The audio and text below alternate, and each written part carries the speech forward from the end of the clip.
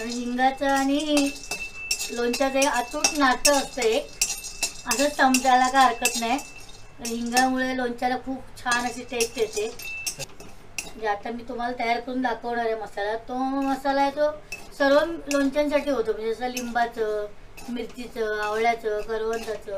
तुम्ही कोणत्याही प्रकारचं जर लोणचं करायला गेलं तरी हा मसाला तुम्ही त्याच्यात वापरू शकता. नमस्कार मंडळी, मी प्रमिला पाटील. आपले कोल्हापुरी किचनमध्ये अगदी मनापासून स्वागत आहे. तर आज मी बनवणार आहे उन्हाळी रेसिपी लोणचे मसाला. मसाला बाहेरने विकत आणतात, तर मी त्यात महिलांसाठी काय करणार आहे, आज लोणच्याचा मसाला घरगुती पद्धतीने कसं बनवतात ते मी आज दाखवणार आहे.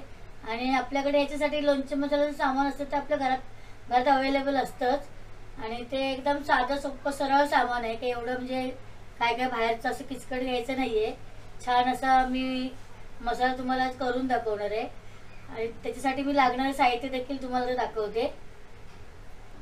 तर हे साहित्य मी 2.5 किलो लोणच्यासाठी घेतलेलं आहे आणि त्याचं वजन माप मी तुम्हाला सांगते. आणि याचं मी मसाला तयार झाला की त्याचं वजन करून देखील दाखवणार आहे किती मसाला होणार आहे तो. तर हे मोहरीची डाळ आहे, हे बघा, ही अशी मी 200 ग्राम घेतले. मीठ 100 ग्राम घेतलेले आपण. ही बडीशेप ह्या चमच्याच्या मापाने 3 चमचे आहे. ही काळी मिरी 1.5 चमचा घेतलेली आहे मी. हा तिखट आणि कलर असा दोन्ही मिक्स मसाला आहे, त्याच्यामुळे 3.5 चमचे मी घेतलेले आहे. हळद 3 चमचे घेतलेले ही. आणि हे हिंगाचे कडे मी 3च घेणार आहे. तुमच्याकडे जर पावडरचा हिंग असेल तर तुम्ही याचे 2 चमचे भरून घ्यायचे पूर्ण. मोहरी अर्धा चमचा, राई, अख्खी राई घेतलेली आहे मी. लवंग आहे हा 1 चमचा भरून आहे लवंग. जिरा देखील 1 चमचा आहे. मेथी दाणे हे 1.5 चमचा आहे. मेथी दाणे जास्त पण नाही घेतले कारण मग लोणचं असं कडवट लागतं. डिस्क्रिप्शन बॉक्समध्ये देखील दिलेलं आहे, लिहून दिलेलं आहे. आता मी सर्व पहिलं कढई तापत ठेवणार आहे. आता ही कढई तापलेली आहे. तर सर्वप्रथम मी ही डाळ भाजून घेते. ही डाळ एकदम हलकीशी भाजायची, आपल्याला काळी करायची नाहीये.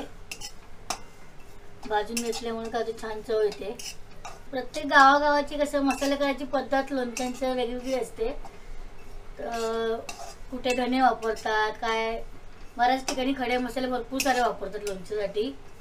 पण मी हे तुम्हाला आमच्या पद्धतीने, आम्ही जे पारंपरिक पद्धतीने लोणचं करत आलोय ना, तीच पद्धत मी तुम्हाला दाखवते.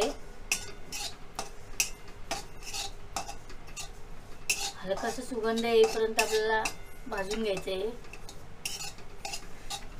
जास्त लोणचा मसालाचा चटणी जास्त हवी असली त्याच्यामध्ये, कैऱ्यांच्या लोणच्यामध्ये, तर तुम्ही थोडीशी ही डाळ अशी ती वाढवून घेऊ शकता. म्हणजे जिथे 200 ग्राम घेतले तिथे तुम्ही 300-350 ग्रॅम अशी घेऊ शकता. तर ही डाळ काढून घेतो. आणि भाजायचं कारण म्हणजे काय की लोणचं असं खराब होऊ नये, त्याला बुरशी चढू नये म्हणून मसाला थोडा हलकासा गरम करून घ्यायचा आहे. आता मी मेथी टाकले, मिरी टाकले, आता लवंग पण टाकते. मेथी दाण्यामुळे एकदम म्हणजे मसाल्याला अशी सुंदर चव येते आणि मेथी दाणे लोणचं टिकवायचं काम करतं. काळी मिरीचा सुवास एकदम सुंदर असतो आणि त्याला तिखटपणा तर असतोच, आणि काळी मिरीमुळे पण लोणच्याला छान सुंदर वास येतो. लवंग, काळी मिरी आता मी काढून घेते. ही मोहरी टाकते मी याच्यात. मोहरी छान तडतडून घ्यायची आहे आपल्याला. थोडीशी हलकीशी मोहरी अशी फुलली ना जराशी. आपण मोहरीची डाळ घेतली पण राई टाकल्यामुळे काय होतं, ही अशी छान फुलून जेव्हा येते ना त्याची चव खूप छान असते एकदम. आणि मोहरी जेव्हा तडतडते त्याचा वास पण एकदम सुंदर येतो. म्हणून ही मोहरी जराशीच घेतली आपण 1 चमचा भरूनच. आता ह्याच्यातच मी जिरं टाकते. जिरं मोहरी अशी छान फुलून घ्यायची. तडतडून होताना असं छान वास येतो, सुगंध सुंदर येतो एकदम. आणि बडीशेप आपल्याला जास्त भाजायची नाही, अशी हिरवीगार बडीशेप अशी सुंदर घ्यायची आहे. हे बघा, ही असं नवीन बडीशेपच घ्या, कारण जुनी बडीशेप मग लवकर खराब होते. आणि भाजून घ्यायचं कारण म्हणजे कसं मसाला टिकून राहावा म्हणून आपल्याला भाजायचं सगळं.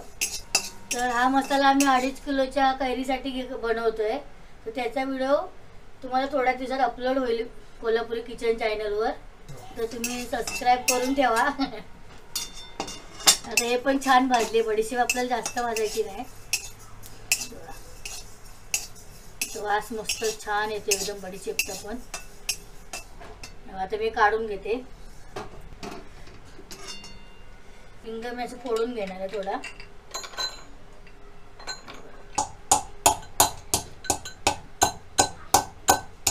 हा हिंग असा फोडून घ्यायचा. तुम्हाला मिक्सरची ब्लेड असतात ना ते तुटण्याची शक्यता असते. असं फोडून घेऊन मग भाजायचं आपल्याला. असं बारीक केले तुकडे तुकडे. आता हे मी छान याच्यात कढईत टाकून फुलून घेते असे.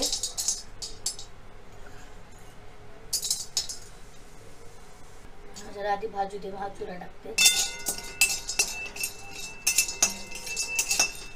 बघा हिंग पण छान भाजतोय.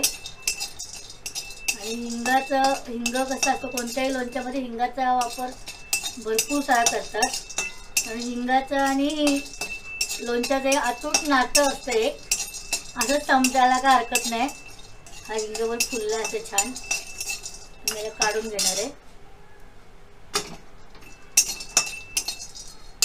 आता हे मीठ आहे हे पण आपल्याला गरम करून घ्यायचं आहे. कारण मीठ गरम केल्यामुळे काय होतं, मिठामध्ये ते जे मॉइश्चर असतं ना ते निघून जातं आणि लोणचं खराब होत नाही त्याच्यामुळे.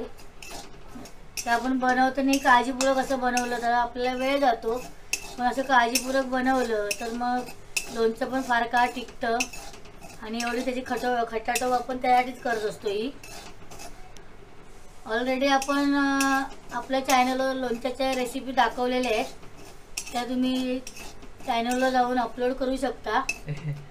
पाहू शकता. चॅनलवर जाऊन पाहू शकता. कोल्हापुरी चॅनलवर तुम्हाला या रेसिपी लोणच्याचे प्रकार मिळतील.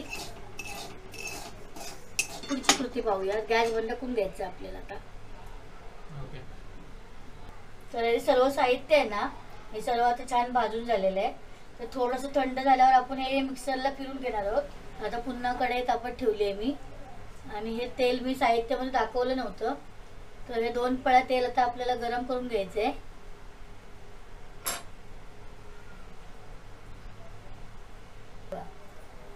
हे सगळं साहित्य मी मिक्सर लावून घेतले. जे लवंग मिरी हे सगळं वाटलं होतं. हे सर्व साहित्य मी मिक्सर लावले. ही थोडीशी वाटली आहे. एक वाटीवर अशी एवढी वाटीवर वाटून घेतली जराशी. आणि ही एवढी अशी ठेवली. अख्खी डाळ असली का छान दिसायला लोणचं सुंदर दिसतं. आपण असं पाहिजे तेल तापलंय का असं डाळ टाकून. बघा डाळ अशी वर आली थोडीशी. म्हणजे तेल छान तापले. आता गॅस बंद करून घेऊया. आणि थोडा वेळ थंड होते कारण आपल्याला गरम गरम तेल ओतायचं नाही याच्यामध्ये. थोडं गार करूनच घ्यायचं कारण आपण सर्व साहित्य भाजून घेतलेलं आहे. जे आपल्याला थंड तेल झाल्यावर आपण ते मिक्स करू शकतो. तर आता ही कढई घेऊन आपण बाहेर जाऊया. आता तेल पण थंड झालेलं आहे. आता ह्याच्यामध्ये आपण सर्व साहित्य टाकून घेऊयात. तर सर्वप्रथम आपण हे मोहरीची डाळ, त्याच्यात हे मीठ टाकणार आहे मी आता.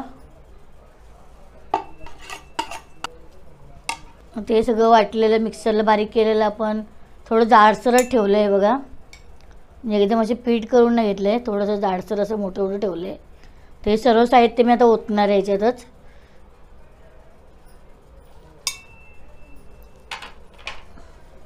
आणि त्याच्यात हा लाल मसाला पण टाकणार आहे मी. आता मी एवढे चमचे घेतले. अजून लोणच्यासाठी मला थोडा लाल मसाला लागणार आहे नंतर. तो मी लोणचं तयार करताना घेणार आहे. आता हे छान मिक्स करून घेऊया. हा सर्व मसाला चांगला एकत्र करायचा. वाटतं ना लोणचे मसाला.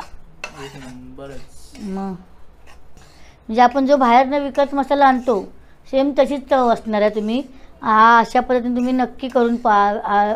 मसाला घरगुती आपल्या घरात साहित्य तर भरपूरच असतं. म्हणजे सगळंच असतं आपल्याचं. जे काय असं हे नाही ते नाही असं करायला नको आहे. तर आपल्याला लागले तर राईची डाळ आणि ती पण नसेल समजा बाहेर तर आपल्याकडे राई तर असतेच घरात, ती तुम्ही मिक्सरला फिरून घेऊ शकता. आता मी हे बाउलमध्ये काढून दाखवते तुम्हाला. बघा किती सुंदर दिसतो, छान मिक्स पण झालं आहे. आणि हाच मसाला वापरून मी आता तुम्हाला लोणच्याची कृती दाखवणार आहे बनवून. हे लोणचं बनवून दाखवणार आहे. तर हा मसाल्याचा सेपरेट व्हिडिओ आहे आणि लोणच्याचा व्हिडिओ देखील सेपरेट असणार आहे. आता मी बाउलचं वजन करायला विसरलेली, आता मी चालू केलं आहे. आता हे बाउलचं वजन किती झाले? 400 ग्रॅम आहे टोटल. हां, या बाउलचं वजन 400 ग्रॅम आहे. आता टेरचं बटन दाबतो आहे मी आणि आता ह्याच्यातच मसाला टाकून घेणार आहे.